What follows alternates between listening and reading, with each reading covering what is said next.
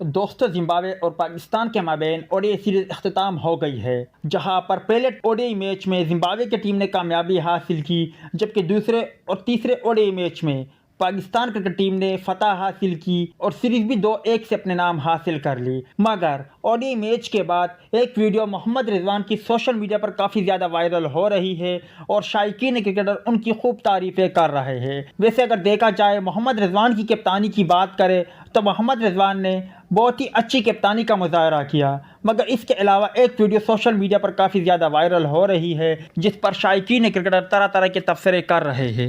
दोस्तों, मोहम्मद रिजवान की वीडियो आपको स्क्रीन पर नज़र आ रही है। जिम्बाब्वे खिलाड़ी की बेटों से मोहम्मद रिजवान मोहब्बत कर रहे हैं और उनसे हंसी मजाक कर रहे हैं, जबकि उनके बेटे भी मोहम्मद रिजवान से खेलने में मसरूफ़ है और उनका मूड भी काफ़ी ज़्यादा खुशगवार नज़र आ रहा है। आपको स्क्रीन पर वीडियो नज़र आ रही है, आप इस पर क्या कहते हो? कमेंट सेक्शन में लाजमी तौर पर बताएं।